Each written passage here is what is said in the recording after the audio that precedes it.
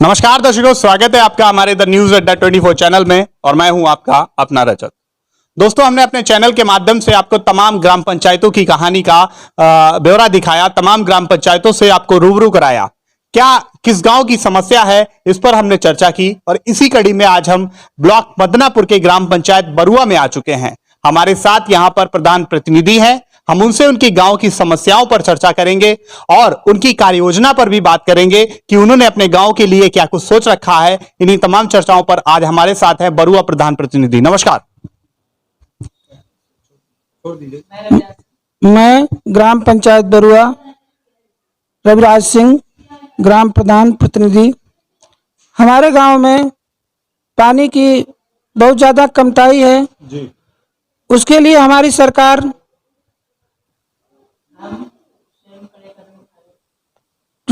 टंकी बनवाने के लिए जी तत्पर है। टंकी की जो व्यवस्था है आपके गांव में, आपने उसका कोई प्रस्ताव दिया है अपने ब्लॉक में? हाँ, प्रस्ताव हमारे यहाँ हो चुका है जी। टंकी पास हो चुकी है, उसकी लाइन के लिए नाप तोल हो चुकी है। अभी तक की कार्य योजनाओं में ऐसा कार्य मौजूदा चल रहा है? इस वक्त हमारे गांव में पंचायत भवन, नरेगा, मजदूरों को मजदूरी दी जा रही है। अच्छा। शौचालय लगभग चालू है। ठीक है।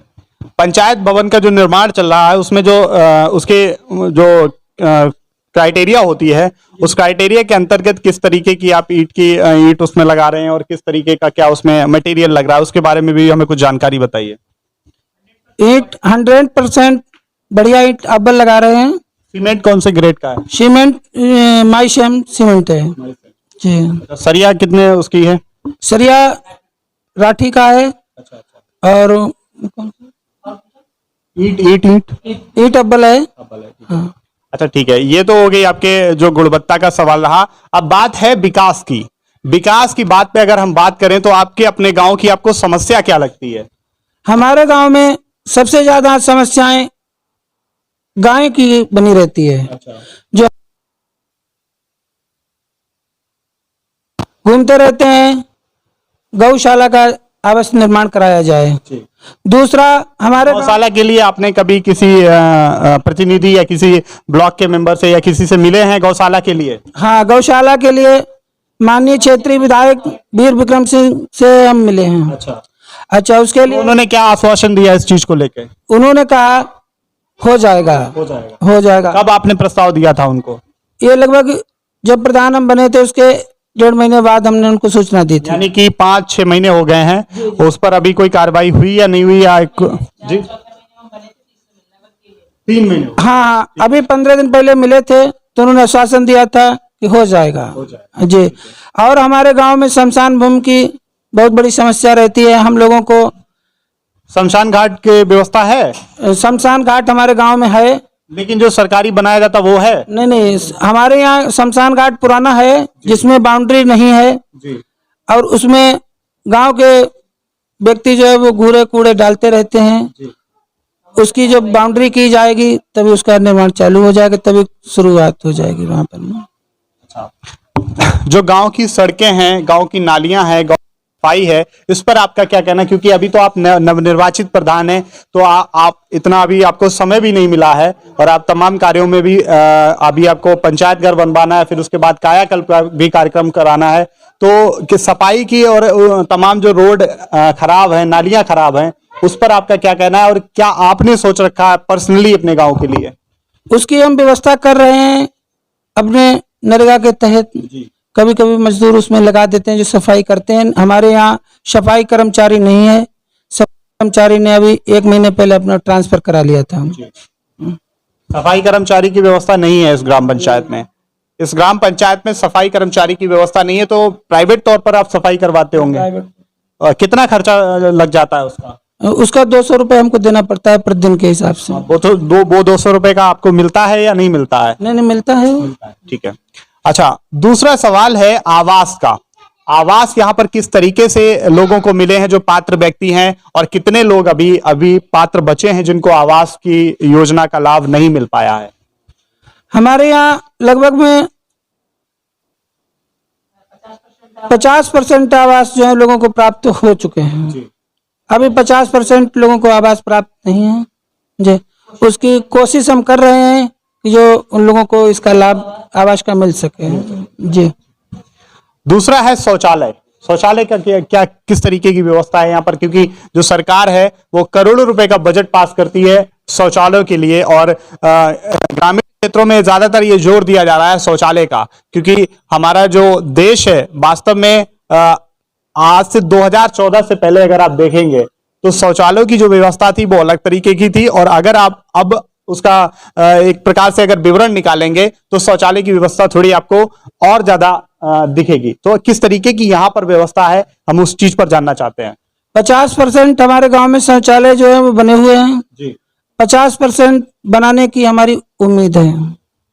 यानी कि सरकार की जो योजना चल रही है शौचालय योजना के अंतर्गत, यानी 50% आदमी को अभी तक शौचालय नहीं मिले हैं। तो हम उनका कारण जान सकते हैं कि किस लिए शौचालय नहीं मिले।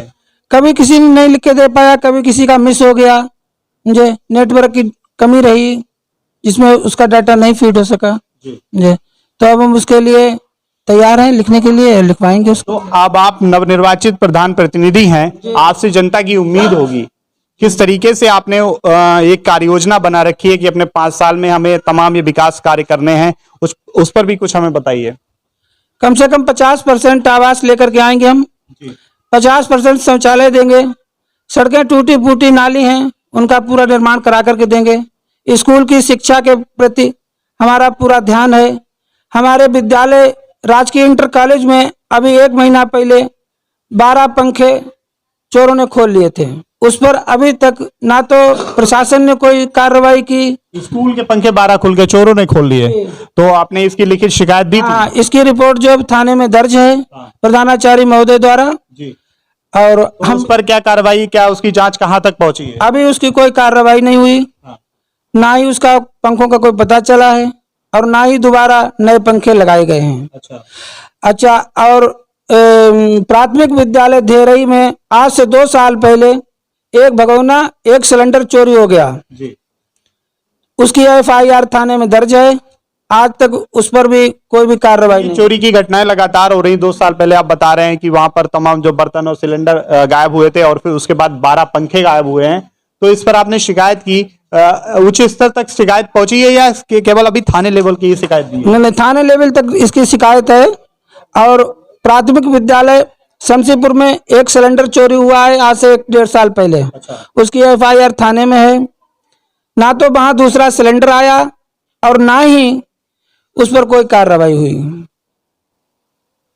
अब आगे आज से पीछे जो प्रधान रहे उन्होंने क्या कार्रवाई की उसको वो जाने।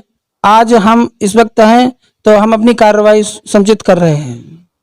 पिछले प्रधान के गांव में जो पिछले प्रधान के कार्यकाल में जो गांव में विकास हुआ है, तो उस पर आप अपने गांव को कितने नंबर देना चाहेंगे अपने जिले में? वो तो खैर अच्छा रहा। अब आप 5 साल जब प्रधान बनकर इस गांव में रहेंगे तो आपकी क्या उम्मीदें हैं और किस तरीके से आप चाहते हैं कि आपके गांव का विकास हो? 100% हम इस चीज को चाहेंगे कि हमारे ग्राम का विकास हो और हम पूरा सहयोग करेंगे। हमारे चैनल के माध्यम से क्या एक संदेश देना चाहेंगे अपने ग्रामवासियों को और जनपद के लोगों को? हम सभी ग्रामवासियों से अनुरोध करते हैं कि अपने घर, गांव, गली की सफाई व्यवस्था पर अधिकतर ध्यान दें। माननीय प्रधानमंत्री जी महोदय के आदेशानुसार सभी लोग इसमें हमारा सहयोग योगदान करें।